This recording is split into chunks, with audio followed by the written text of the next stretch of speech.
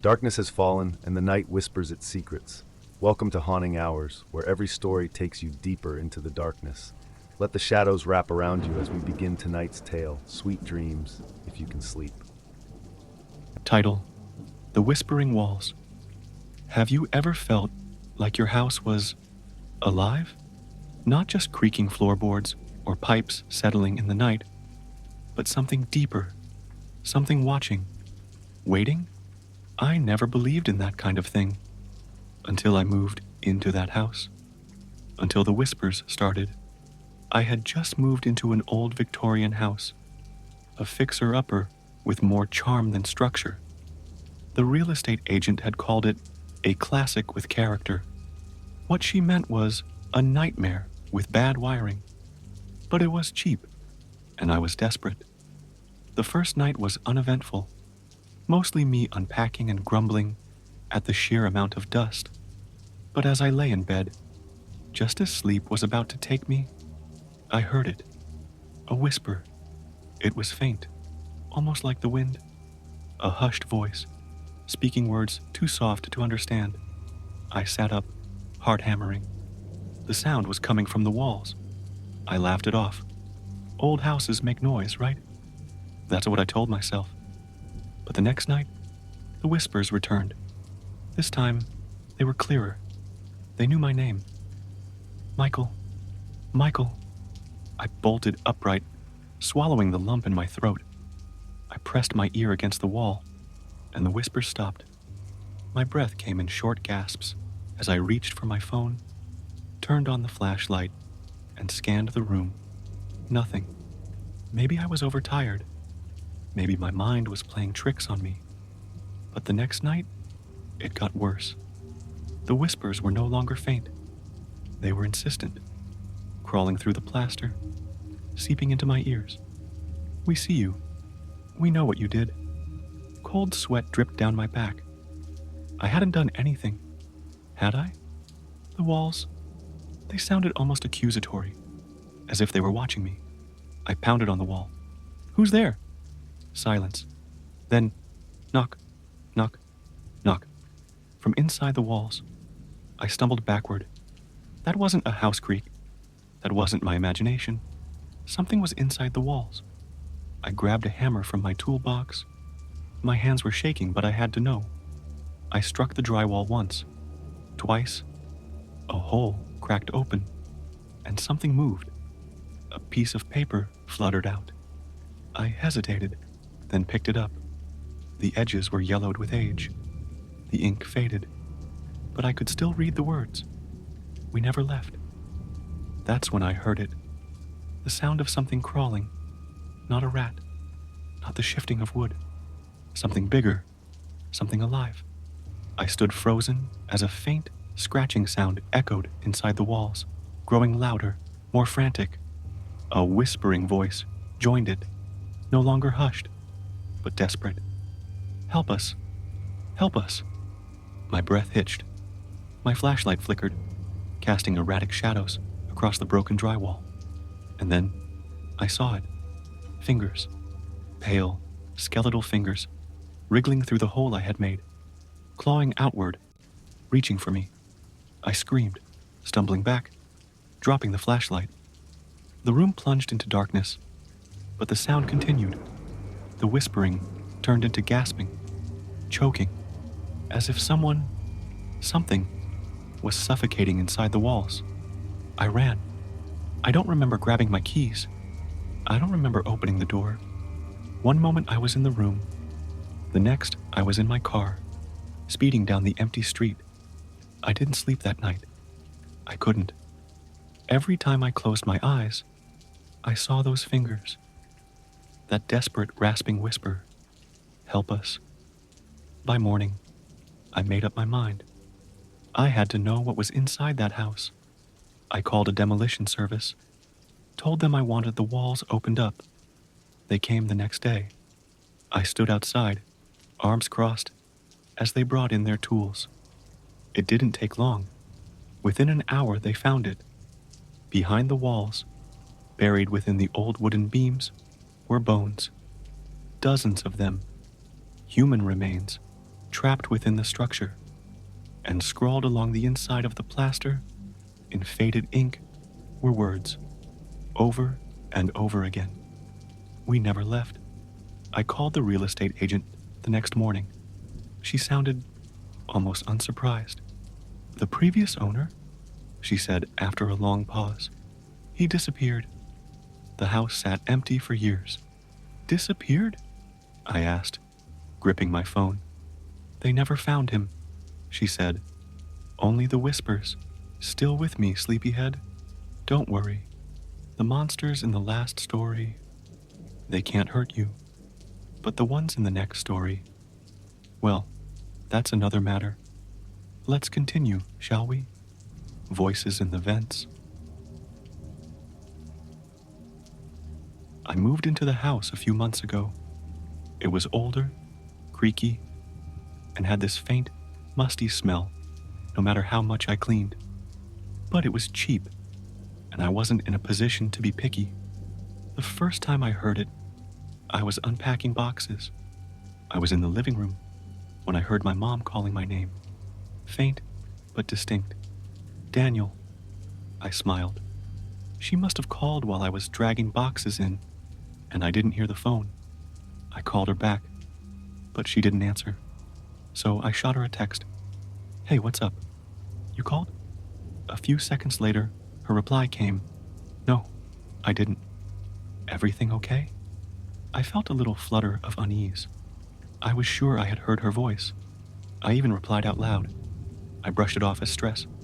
New place. Old house. Thin walls. Probably the neighbor's TV. But then, it happened again. That night, I was brushing my teeth when I heard a voice in the vent. My mom's voice. Daniel, come here. Software. Sweet. Familiar. I froze, my toothbrush still in my mouth. I stared at the vent above the sink, heart hammering. She wasn't here. She was 2 states away. I turned off the water and slowly walked to the living room. I tried to convince myself I was imagining things, but then I heard it again. This time, it was my brother's voice. Hey, Dan. Help me with something. Clear as day. He didn't even live in this city. I grabbed my phone and called him. When he picked up, he sounded groggy. Dude, what? It's like 2 a.m. I didn't say anything for a second. I just listened to his voice.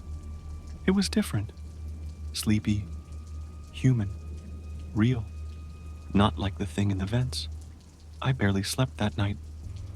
Every time I closed my eyes, I swore I could hear someone whispering. Over the next few weeks, the voices became more frequent. Sometimes, I would hear my dad calling out from the kitchen. Other times, my best friend's voice drifted from the bathroom vent, laughing softly, but always slightly off, like someone was imitating them. Close, but not quite right. One evening, while watching TV, I heard my mom's voice again. But this time, it wasn't calling from the vent. It was coming from the bedroom. I walked down the hall, heart thudding in my chest. The door was ajar. The room was pitch black. Daniel, sweetie, come here. Her voice was softer, warmer, just like when I was a kid. I stared at the closet. I could see the vent cover rattling slightly. And then, I saw her hand, pale, slender, reaching through the vent's slats. Her fingers twitched unnaturally, too long, too thin, and she was whispering my name. I bolted out of the room, slamming the door behind me. My hands were trembling as I dialed my mom's number. When she picked up, I barely had the words to ask, Where are you right now? In bed, honey. Why? What's wrong? Her voice was groggy, confused, but gentle. Nothing like the thing in my vent. That night, I stayed awake with every light on. I forced myself to keep watch, but at some point, I must have dozed off. I woke to the sound of scratching, faint, rhythmic, coming from the air duct above the bed. My eyes snapped open and my stomach clenched. Then I heard my dad's voice, so clear, so close. "Hey kiddo, wake up."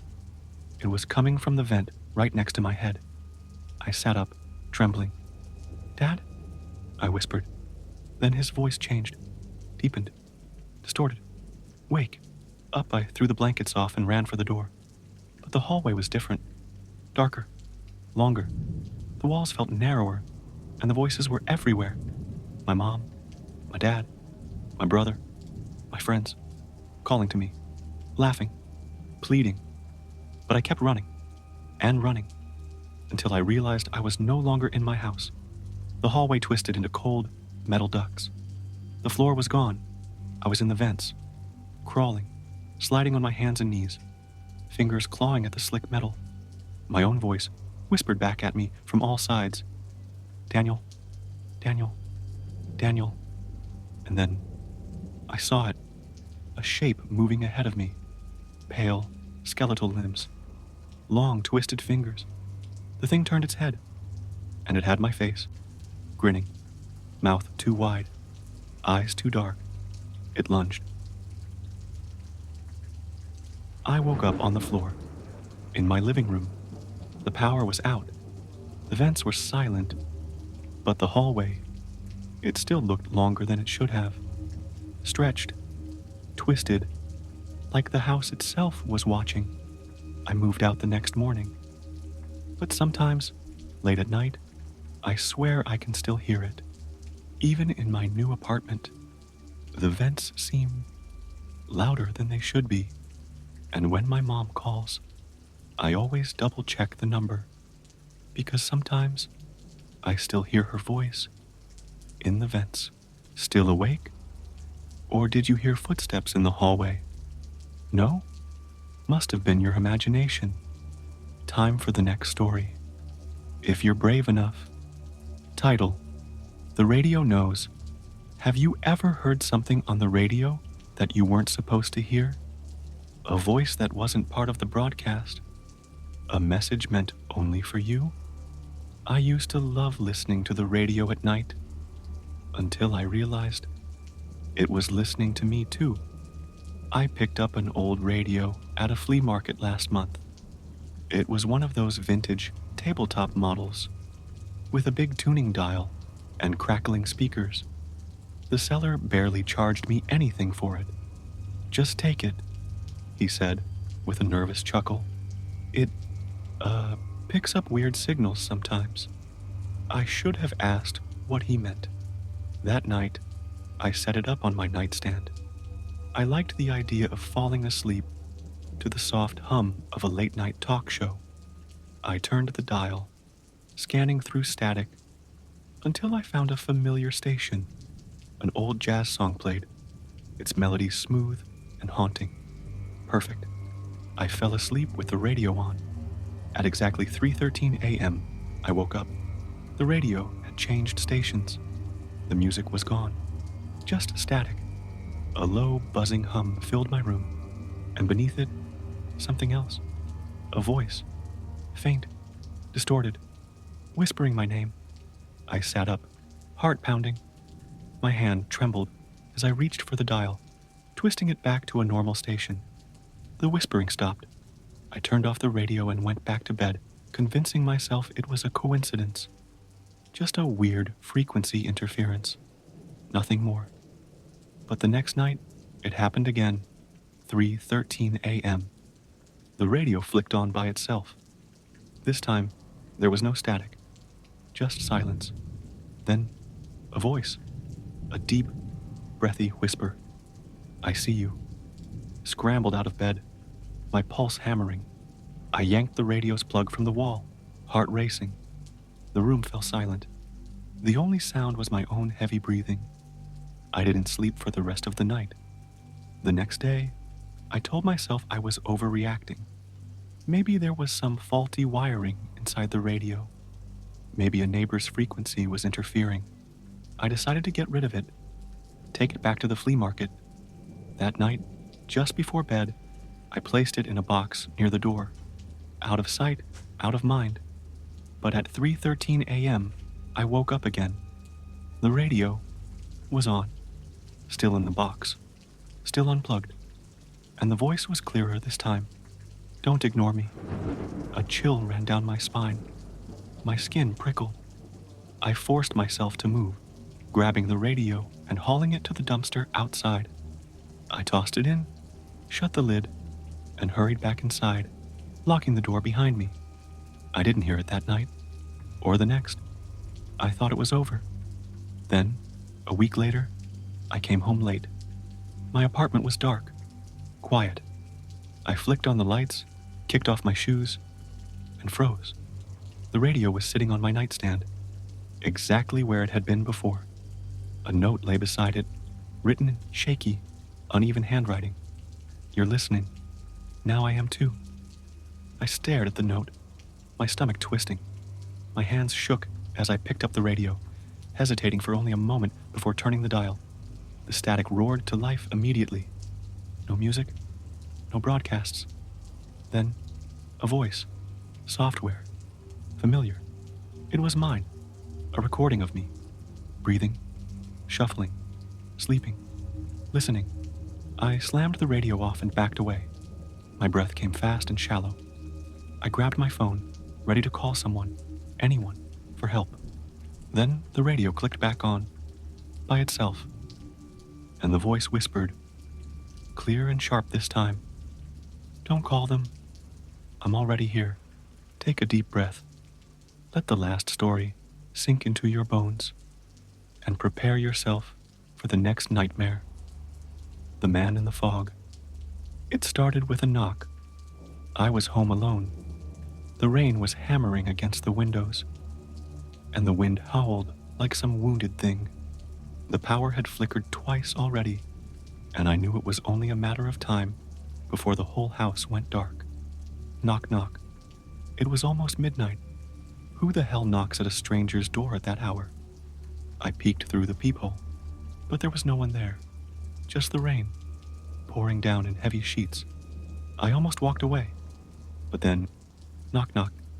Louder this time, more insistent. I opened the door. There was a man, or at least, he looked like one. His face was gaunt, pale, with eyes so dark they almost seemed hollow. His skin was slick with rain, clinging to his cheeks like sweat. He didn't say anything. He just stared. Can I help you? I asked. He smiled, but it wasn't a friendly smile. It was stretched too wide, like his skin was too tight. I used to live here, he said softly. His voice was barely above a whisper, but somehow I heard it perfectly through the pounding rain. I told him I'd been living here for 6 years. No one had ever mentioned a previous tenant. His smile widened. I never left, he said. I slammed the door in his face. I didn't care if it was rude. I just knew something about him was wrong. My hands were shaking. I checked the locks, double-checked them, and walked away. But as I turned, I heard it. The floorboard creaked. Inside the house, I whipped around. The door was still shut, the lock still in place, and yet, there he was, standing in my hallway. Water pooled around his feet, dripping from his hair, soaking the carpet. I took a step back. He took a step forward. I never left. He whispered again. I ran, up the stairs into my bedroom, locking the door behind me. My heart was slamming against my ribs. I grabbed my phone and dialed 911. No signal. The room went black. The power finally gave out. And then I heard him. Not his footsteps, no. His breathing. Right outside the door. Slow, ragged breaths. Too close. I held my breath, waiting for the sound of the door handle turning. But it never came. Instead, I heard my closet door creak open. I spun around. The closet was empty. Or so I thought. Then I saw it. 2 eyes. Pale. Yellow. Bloodshot. Blinking slowly from the back of the closet. I bolted from the room, scrambling down the stairs. My feet barely touched the ground. I sprinted for the front door, but it was already wide open, and the man was gone, or so I thought. I ran outside, barefoot. Cold rain slapped my skin. I ran into the street, screaming for help. A car slowed down. The driver rolled down the window. "Are you okay?" she asked, wide-eyed. I pointed back at my house, gasping for breath. "There's someone in my house," I shrieked. She looked at me, then at the house, and her face paled. "Sir," she whispered, trembling, "there is no house there." I turned around. The lot where my house stood was empty, nothing but grass and weeds. The house was gone. I backed away, shaking my head, convinced I was losing my mind. But then, in the reflection of her rearview mirror, I saw him, standing right behind me. That same pale, slick face, that same stretched out smile. He placed a hand on my shoulder and whispered, "I never left." That was just the beginning. If you think the last story was unsettling, you might want to keep the lights on for this next one. Ready? Let's continue. Title: Reflection That Moves. Have you ever looked into a mirror and felt like something was just off? Like your reflection wasn't just a reflection, but something else? Something watching? Something waiting? I used to think mirrors were just glass and silver. Now, I know better. I moved into a new apartment a few months ago. It was small but cheap, and it came fully furnished, including an old, full-length mirror bolted to the bedroom wall. It was beautiful, in a way. Ornate gold frame, slightly warped glass, antique. At first I loved it. Then I started noticing things. The first time, it was subtle. I was brushing my teeth, half asleep, when I glanced at the mirror. My reflection was a little slow, just a fraction of a second behind. I laughed it off. Probably just my groggy mind playing tricks. But it happened again the next night, and the night after that. One evening, I decided to test it. I raised my right hand. My reflection raised its left. I felt my stomach drop. I waved. It waved back, a second too late. My breath hitched, and I stepped closer. My own reflection stared back, but something in its eyes, my eyes, felt wrong, hollow, a little too eager. I reached out toward the glass, just before my fingertips touched the surface. My reflection smiled. I hadn't smiled. I stumbled back, heart hammering. My reflection mimicked the movement, its grin vanishing just as quickly. I turned and left the room, forcing myself to breathe. It's just my imagination, I told myself. Just my mind playing tricks. That night, I covered the mirror with a sheet. But at 3 a.m., I woke up to a noise. A soft, muffled tapping. Coming from the mirror. I froze, every muscle in my body locking up. The tapping came again, 3 sharp knocks, like fingernails against glass. The sheet shifted slightly, as if something was moving behind it. I didn't move, didn't breathe. Then, from beneath the sheet, I heard it, a whisper, "Let me out." I scrambled out of bed, heart pounding so hard it hurt. My first instinct was to run, but instead, I grabbed my phone and turned on the flashlight. The second the light hit the mirror, the tapping stopped. I stood there for what felt like hours before finally reaching out and yanking the sheet down. The mirror was empty, just my reflection, looking back at me, my normal, tired self. I let out a shaky breath. "Get a grip," I muttered. Maybe I had been dreaming. Maybe it was stress. But as I turned away, just before I switched off the flashlight, I saw it. My reflection? It hadn't turned away. It was still staring at me. I didn't sleep that night. The next day, I did what any sane person would do. I called someone to remove the mirror. a local junk removal service came. 2 guys with a truck. They unscrewed the mirror from the wall, and that's when we noticed something. There were deep scratches on the back of the mirror, like fingernail marks, as if something had been clawing at it from inside. One of the workers whistled. "Damn, this thing's old as hell. You sure you want to get rid of it? Might be worth something." "Take it," I said immediately. "I don't care. Just get it out of here." They took the mirror away, and I felt like I could breathe again. My apartment felt lighter, safer. That night, for the first time in weeks, I slept soundly. But the next morning, my phone buzzed with a message from an unknown number. A photo. It was the mirror, cracked, and standing in the reflection was a figure. Not me, not human, just smiling. "Still with me? Good. But before we move on, maybe take a moment to glance at your window, just to make sure no one's watching from the shadows." All right, on to the next story. Hands in the dark. Have you ever woken up in the middle of the night, unsure of what stirred you? Maybe it was the wind rattling the window, or maybe something else. It started last week. At first it was subtle, a creak in the hallway when no one was there, a whisper that disappeared the moment I held my breath. I convinced myself it was just the house settling, just my imagination. But then, the hands came. I live alone. There's no one else here, no one who should be touching me. But that first night, as I lay half asleep, I felt it. Fingers. Cold, dry fingers sliding over my arm. Sound of sharp inhale. I jolted awake, my heart slamming against my ribs. My room was empty, the door locked, the window shut, but the feeling lingered. A phantom touch, like something had just been there and vanished.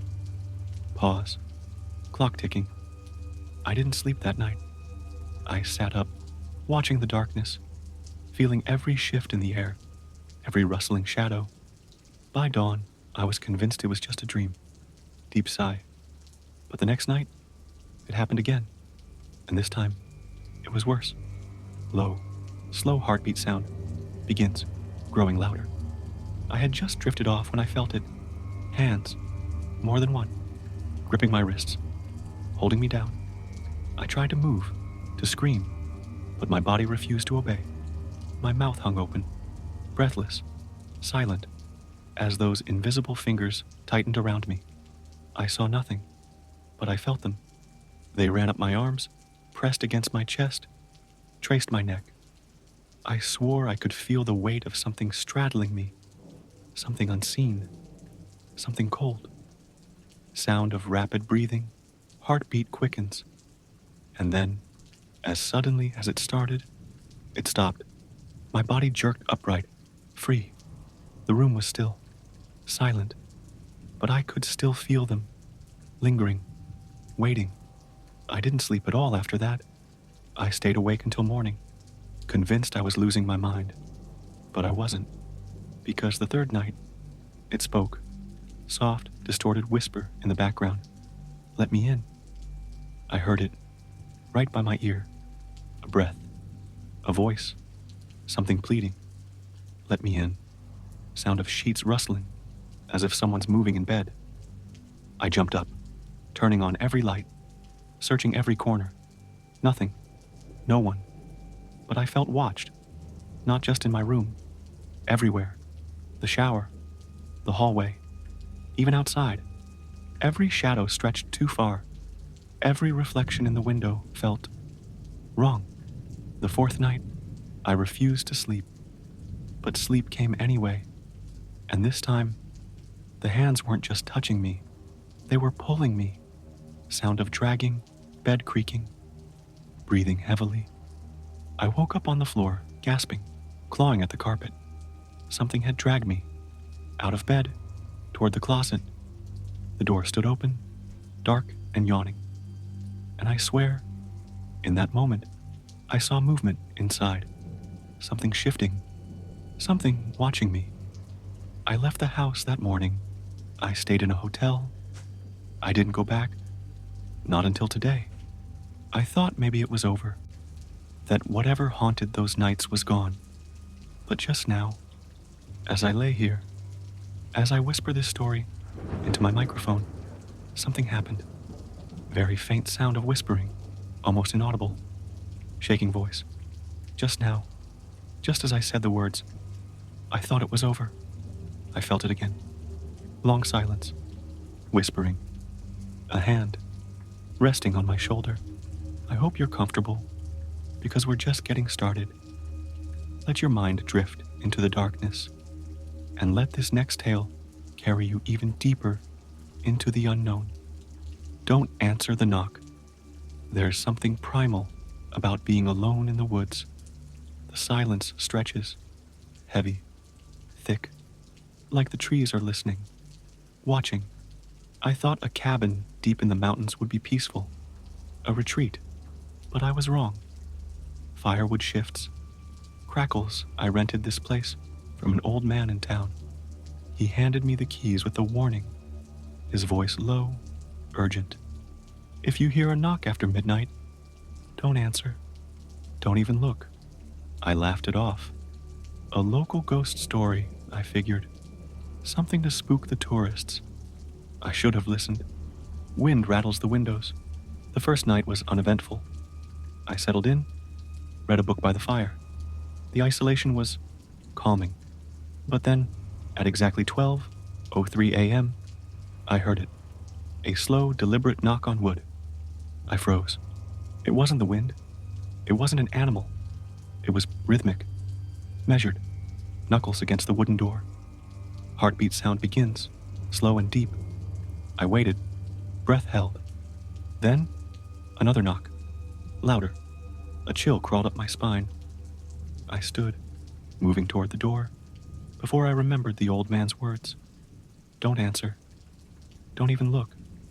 The knock stops. I told myself it was nothing, just my imagination playing tricks. But sleep didn't come easy that night. Soft ticking of a clock. The second night, it came again. 12:03 a.m. This time, 3 knocks. Knock, knock, knock. Harder, more insistent. I gripped the blanket around me, staring at the door. The fire dimmed. The air turned. Wrong. Heavy. Thick. Pressing down on my chest. And then, the doorknob rattled. Metallic jingle. Slow creaking of wood. I wanted to run. To scream. But I couldn't move. I squeezed my eyes shut, listening to the slow, deliberate turning of the knob. But the lock held. The knocking stopped. The third night, I made a mistake. Heartbeat quickens. I couldn't take it anymore. At exactly 12:03, I stood in front of the door. My fingers hovered over the knob. I just wanted to see. Just a peek. I held my breath and looked through the peephole. At first, there was nothing. Just darkness. Then, movement. A shape, shifting just beyond. The porch light. A figure, tall and thin, standing impossibly still. It had no face. Distorted whispering begins, barely audible. I stumbled back, my heart hammering. The knocking returned, violent now, shaking the door in its frame. Rapid knocking, aggressive, unrelenting. I backed away, hands clamped over my ears. And then, it spoke, whispering, distorted, echoing. Let me in. Everything goes silent. I ran.